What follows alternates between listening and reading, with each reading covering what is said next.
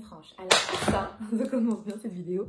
J'ai un peigne, je me suis lavé les cheveux, ils sont encore humides.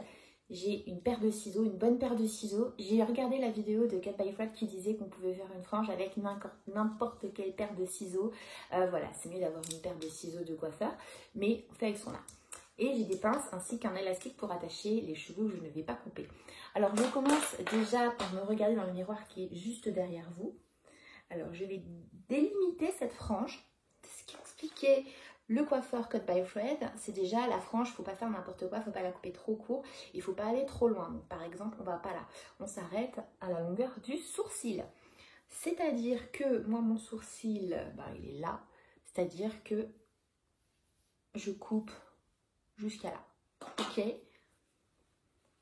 Ok, oui, c'est ok. J'attache mes cheveux sans tirer sur le cheveu.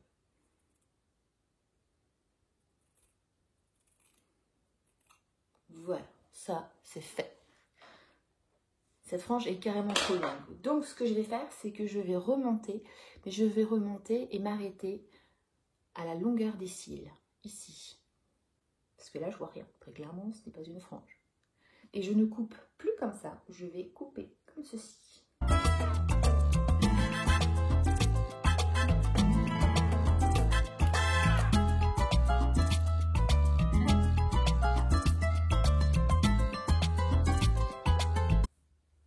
Non, moi j'aime bien, franchement j'aime bien avoir une frange. Je trouve que ça fait un petit côté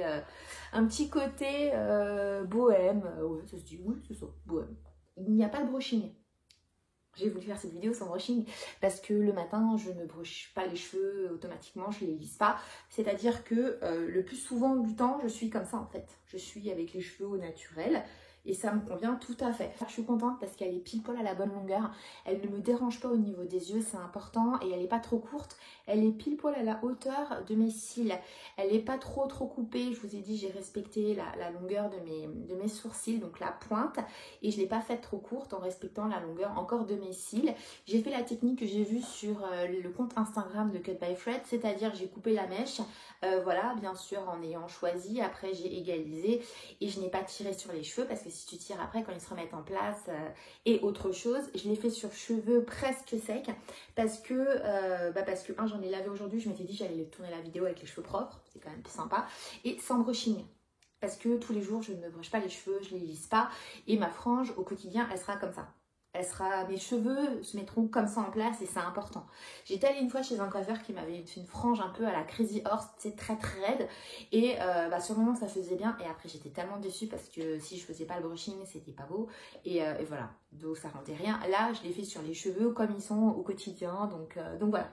Au niveau de ma longueur, je ne vais pas les brusher ni les lisser, je vais les laisser sécher à l'air libre. Il fait beau, on a de la chance. D'ailleurs, il fait beau et on est confiné, on aimerait bien être dehors. N'hésitez pas à vous lancer si vous aussi la frange vous fait envie. Je trouve qu'il y a un petit côté bohème sympa. Et les cheveux repoussent très vite. Donc, imaginons que tu fais une frange et 2 mois t'es lassé, tes cheveux, un mois plus tard, c'est comme si tu avais un dégradé. Ou tu mets 2 barrettes et la frange, elle est oubliée. Ce que j'aime bien aussi, c'est quand j'ai une petite frange, c'est les attacher avec une queue de cheval. Je trouve que ça fait joli. Ou faire un chignon ou même faire la natte. J'aime bien.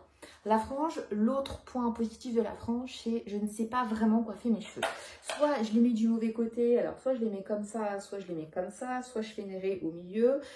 Quand on a une frange, rien n'empêche de prendre des petites barrettes, celles qu'on ne voit pas, les petites barrettes noires toutes simples là, et puis de venir plaquer sa frange, et puis on n'a plus de frange, voilà, c'est oublié.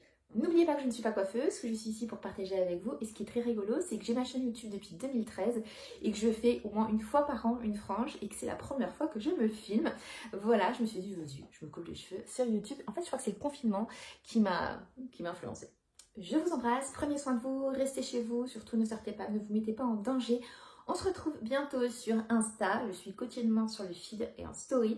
On se retrouve sur mon blog, n'hésitez pas, il y a plein de recettes, plein de partages, de tests. Je partage mon quotidien et bien sûr ici sur YouTube. Prenez soin de vous. Tchuss!